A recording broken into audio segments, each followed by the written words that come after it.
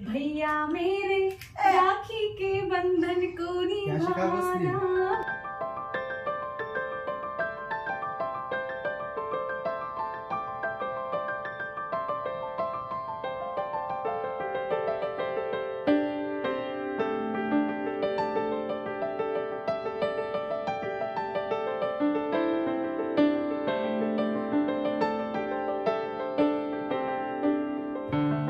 पिया खिचडी बनवू ना?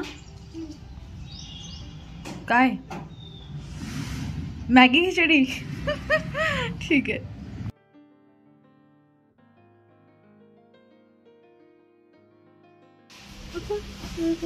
बाय पिया, लव यू.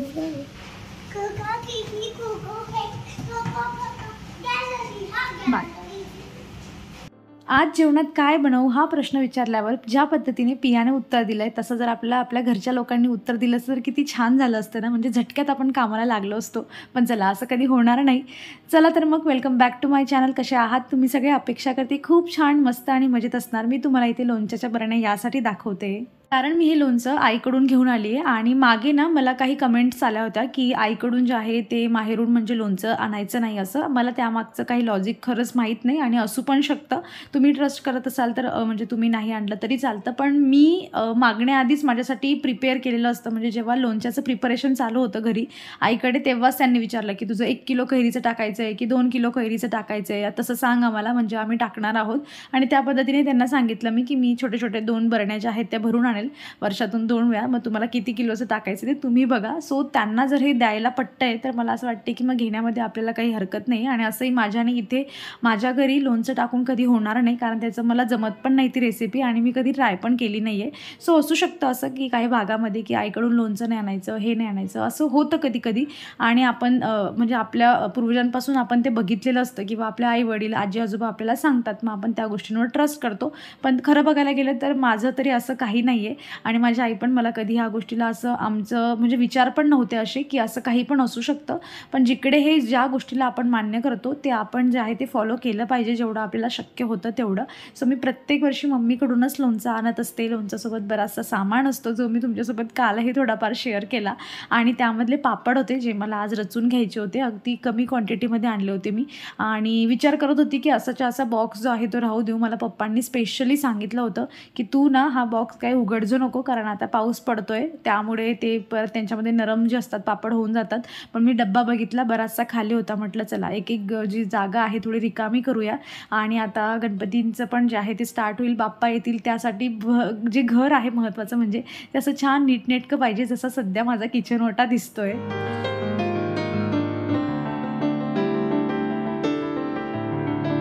तर आपल्याला नेहमीच कामं असतात बघा. पण मी बाप्पा येणार असले ना मी खूप जास्त एक्सायटेड असते. मला असं वाटते की मी 2 दिवसामध्ये 10 दिवसाचं काम करावं एवढी माझ्याकडे एनर्जी पण येऊन जाते.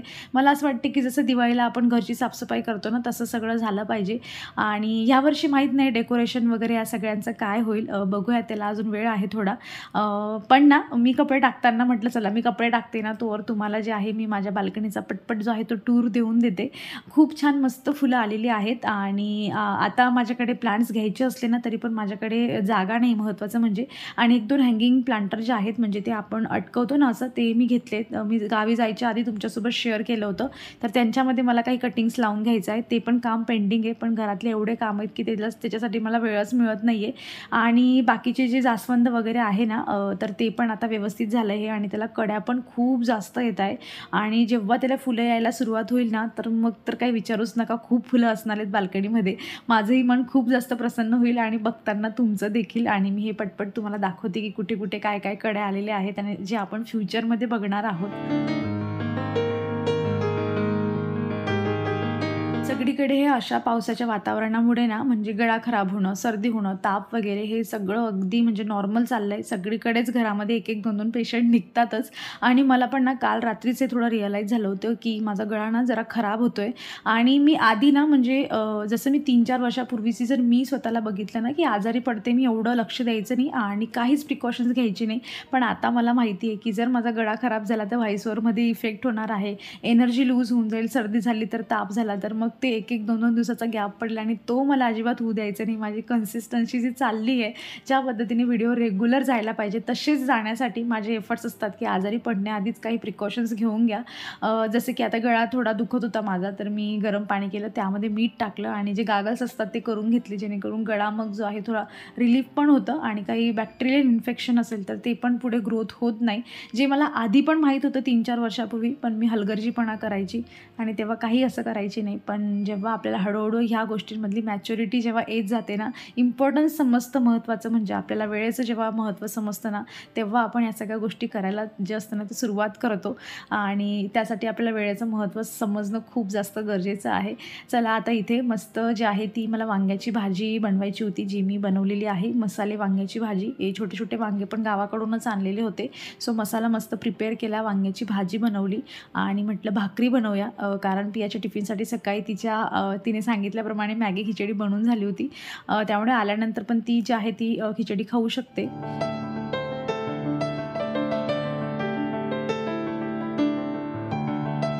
मस्त जेवण झाल्यानंतर ना इथे म्हटलं थोडंसं ऑर्गनाईज करून घेऊया आणि मी आईकडून ना काही कृष्णाचे ड्रेस पण घेऊन आली होती. म्हणजे पप्पांना सांगितलं होतं की तुम्ही सिटीत जाताय तर माझ्यासाठी ड्रेस किंवा मग जे आहे ते माळा वगैरे घेऊन या, दाखवते मी तुम्हाला. आणि जो मी तुम्हाला मोबाईलचं कवर दाखवत होती ना, ते यासाठी की त्याचा जो बॉक्स असतो ना, तो बॉक्स मी व्यवस्थित त्याला जे आहे म्हणजे गिफ्ट रॅपिंग पेपर वगैरे लावून जे आहे ना तसा तो बॉक्स आहे आणि त्याच्यामध्ये मी सगळं ऑर्गनाईज करून घेणार आहे. म्हणजे आम्ही कुठे गेलो होतो ना, शेगावला गेलो होतो बघा, तिथे पण मी असे ड्रेसेस वगैरे चेक केले, पण ते थोडंसं महाग पण म्हणत होते आणि त्या दिवशी एवढं ऊन पण अचानक पडत होतं ना की खूप म्हणजे चटके पण लागत होते, जास्त थांबताही येत नव्हतं आणि पियाची पण चिडचिड होत होती. त्यामुळे मी एकाच दुकानावर थांबली आणि तो असा नॉर्मल ड्रेस पण तिथे आय थिंक तो 40 की 45 रुपयाला तो मनुष्य म्हणत होता. मग मी दुसऱ्या दुकानावर थांबली पण नाही, तिथून डायरेक्ट निघाली आणि परत पद्मालयला पण बघितले होते, पण तिथले एवढी मला जे आहे ना डिझाईन वगैरे एवढी कलर वगैरे छान वाटत नव्हते, म्हणून मी पप्पांना सांगितलं. पण पप्पांनी छान जे आहे ते 3-4 ड्रेस घेऊन आले. या माळा पण आणल्या आहे. हा ड्रेस जो आहे ना, म्हणजे एक ड्रेस 20 रुपयाला घेतलेला आहे. माळांची काही प्राईस मला लक्षात नाही, त्यांनी बाकीचे ठेवले, बाकीचे मला आवडीचे छान छान निवडून मी इकडे घेऊन आली आहे. अजून ड्रेस होते पण ज्या मला जे आवडले ना मी ते सगळे घेऊन आले आणि जे मला नाही आवडले मी ते त्यांच्यासाठी टाकून आले की तुम्ही वापरा. म्हणजे आपलं कसं असतं ना, हक्क असला की आपण आपल्याला पाहिजे तशा गोष्टी आपण करून घेऊ शकतो. आणि तेच म्हटलं आता की हे सगळं रचून ठेवूया. आणि हा बॉक्स जो होता ना, जेव्हा आम्ही बेडरूमला वॉलपेपर लावलं होतं बघा, त्याचा जो पेपर उरला होता ना, त्याच्यामधून मी हे बॉक्सेसला जे होते ना असे कार्डबोर्ड, त्याला मी लावून घेतलं होतं. आणि छान वाटतं की म्हणजे आहे, आपण घेऊ शकतो हे ऑर्गनायझर पण जेव्हा आपल्याकडे नसतं किंवा किती आपण असं होतं ना की किती सारे ऑर्गनायझर आपण घ्यायचे, तेव्हा काही वेळेला DIY पण कामात येत असतं. तर आता मस्त थोडंसं हे जे ड्रावर आहे ते पण ऑर्गनाईज झालं आणि कृष्णासाठी छान नवीन ड्रेस आहेत, जे येणाऱ्या व्हिडिओजमध्ये तुम्हाला घालून दाखवेलच मी.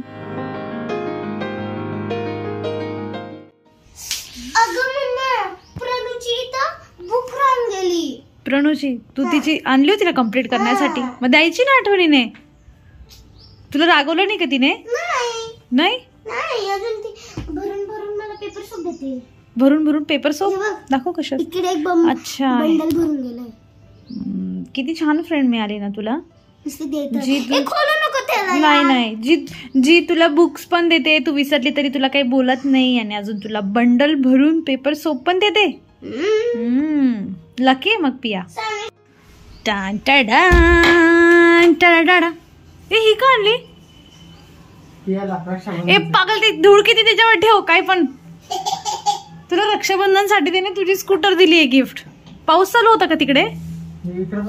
अरे कैसा कट कर रे. घोसला, कबूतरचा घोसला बघ. तिला सुद्धा समजलं कबूतरचा. तिला कोणीही सांगितलेलं नाहीये.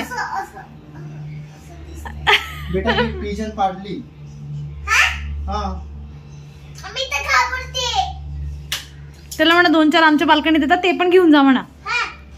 2-4 येतात, खूप येतात. मग त्याच्यासाठी जरा मोठा घट लागेल मला, म्हणून तर अजून मोठा बनवतोय है ना. नाही तू बहुत पसंद है लोगों को.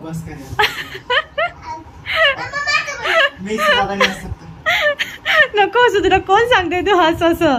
काढून काही गोष्टी मागवल्या, म्हणजे मला गरज नव्हती पण मला ना हे मागवायचं होतं, काय म्हणतात काजू कतली. म्हटलं आता मस्त राखी बांधताना खाऊ घालूया, कारण त्याला काजू कतली खूप जास्त आवडते. आणि एक एक गोष्टी ॲड करता करता मग त्यामध्ये फुलं झाली, मग त्यानंतर मीठ आणि मग काही व्हेजिटेबल्स आहेत, कोथिंबीर, कांदा वगैरे. पण महत्त्वाचं म्हणजे हे जे बॉक्स आहे, तर हे बॉक्स आता फ्लिपकार्टचं काहीतरी बर्थडे सरप्राईज म्हणून 1 रुपयामध्ये हे बॉक्स होतं, जे मला 1 रुपयामध्ये मिळालं. याच्यामध्ये काय काय दिलं आहे त्यांनी मला माहीत नाही मध्ये काय निघणार आहे, पण मी हे पिया आल्यावर पियाला ओपन करायला सांगते. पण 1 रुपयामध्ये मला असं वाटलं की फक्त कार्डबोर्ड येईल म्हटलं, म्हणून मी एकच क्वांटिटी ॲड केली. नंतर म्हटलं ठीक आहे चला, कार्डबोर्ड बॉक्स जरी असला आपण 2 ॲड करून बघू, पण क्वांटिटी एकच होत होती त्याची, म्हणून हे एकच आलेलं आहे. पण हेवी पण लागतं आहे हाताला. महत्त्वाचं म्हणजे आता पिया आल्यावर बघूयात त्याच्यात काय निघतं. आणि सोबत असंच थोडं दही वगैरे पण जी होती ती मागवलेली होती.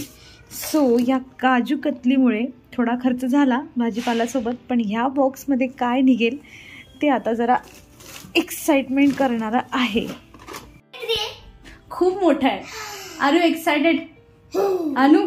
पण आम्हाला माहित नाही आहे त्यामध्ये म्हणजे तुझं निघणार आहे की आमचं काही असणार आहे, आम्हाला माहित नाही. पण आम्ही तुझ्यासाठी त्याला ओपन काही केलं नाही, दाखवलंय मी ते ऑलरेडी. काय आम्हाला पण माहित नाही. बघ आम्ही स्टिक पण नाही काढली. कुठून भेटलं? आपण फ्लिपकार्ट.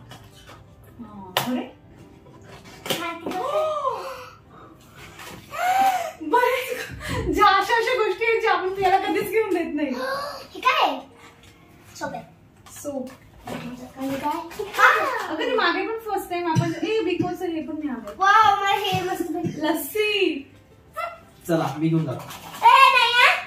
हे काहीतरी पेस्ट आहे, आय डोंट नो. ये तो सब दिसत पण नाही तिथे काही. तू दाखव ना सगळ्यांना. ये तो सब इकडे दाखव. काम काय? दाखव काय काय. नवरत्न गोल्ड चंपी करून घेऊ शकतात. एक सोप आहे, एक ही छास आहे. 1 रुपयात हे सगळं मिळालं. एक त्यानंतर ही लस्सी. हे काहीतरी असं मोठं द्यायला पाहिजे होतं. हे एक डिशवॉशर लिक्विड आणि हे चोकोस. हा, याच्यामुळे ते हेवी होतं जास्त आणि आपल्याला असं वाटत. पण ठीक आहे ना, काय पाहिजे अजून 1 रुपयामध्ये, हे की नाही? ते नाही का मागे येते. अगं मलाच वाटते. राहू, ऐकताय का? आपण अजून एक ऑर्डर प्लेस करूया. बघूयात अजून एक ऑर्डर. त्याच्यामध्ये सेम मिळेल पण असं. हा, काहीतरी जे ग्रोसरी इम्पॉर्टंट असेल ते. नाही नाही, पिऊ नाही. सर्दी होती त्याच्याने. ते सगळं मामाला द्यायचं. घेऊन जा रे सगळे ज्यूस. घेऊन जा सगळे ज्यूस प्लीज बेटा. अगं लहान मुलं प्रिझर्वेटिव्ह नाही प्लीज बेटा. मी आहे ना. काय ग, तू खाशील का पण त्याला? मला एक दे ना का पिया. दे. घेऊन जाते मी टिफिनला. तू खाल्लंय का नाही? मस्त लागतं, मस्त लागतं. तिला आता नवीन. अरे हा इथे गेला. पकड पकड पकड पकड. खूप मोठा आहे तो. तुझ्याकडून बघितलं, बोलूच दिला नाही माणसाला. त्यांना तुझ्यावर बिलकुल विश्वास दे की तू काही करू शकतो असं. दाखव त्यांना मी डास पकडू शकतो म्हणून. मला नाही वाटत की एक मिडल क्लास फॅमिलीमध्ये याच्यापेक्षा वेगळं काही आपल्याला बघायला मिळू शकतं. सिम्पल असं सेलिब्रेशन आहे. मलाही यानंतर कामं करायची होती म्हणून आम्ही ड्रेस वगैरे काही चेंज केला नाही. उद्याचा पोळा आहे आणि कार्तिक जो होता तो आज आलेला होता. माझ्या मोठ्या भावाला पण बोलवलं होतं राखीसाठी, पण त्याचं ऑफिस असल्यामुळे तो काही आला नाही. म्हणतो येतो की मी उद्या परवा वगैरे येतो जसं मला टाईम मिळेल, पण मग राखी काही बांधता येणार नाही. म्हणून मी याला म्हटलं आजच तू येऊन जा, म्हणजे आम्ही राखी बांधतो. पियाने ही राखी तिच्या स्कूलच्या प्रोजेक्टसाठी बनवली होती. तिला बाबांना बांधायची होती, पण मी तिला खूप समजवलं की बाबा दिवसभर राखी घालू शकत नाही पिया, म्हणून ती आता जे आहे ती कार्तिकला ही राखी बांधते आणि तो जाणार 1-1.5 तासाने. त्यामुळे तो रस्त्यात काढली तरी चालेल, कारण तिची प्लॅनिंग तर हीच होती की तिने म्हणजे माझ्या पप्पांना ही राखी बांधावी आणि तिथे आम्ही दिवसभर सोबत राहिलो असतो आणि तिने दिवसभर लक्ष ठेवलं असतं की बाबा ही राखी काढत तर नाही म्हणून मी तिला त्या दिवशी घेऊच दिली नव्हती. नाहीतर ज्या दिवशी आम्ही निघलो ना त्याच दिवशी तिचं रडणं आणि खूप आरडाओरड चालू झाली होती की मी एवढ्या मेहनतीने बनवली आहे, बाबांसाठी बनवली आहे. पण मी तिला कसं बसं समजावून ती राखी घरीच ठेवली होती. शेवटी तिने आज जे आहे ती भावाला बांधलीच. देवायचं झोपडं कमी होऊ दे रे बाबा, याला बुद्धी दे रे चांगली.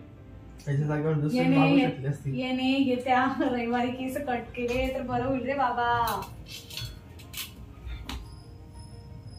जागा पण नाही येते राखीमुळे. सरक. भैया मेरे राखी के बंधन को निभाना, भैया मेरे राखी के बंधन को निभाना. डायरेक्ट बांधू बरोबर आहे का? लूज पॅक मला नाही का बरोबर आहे.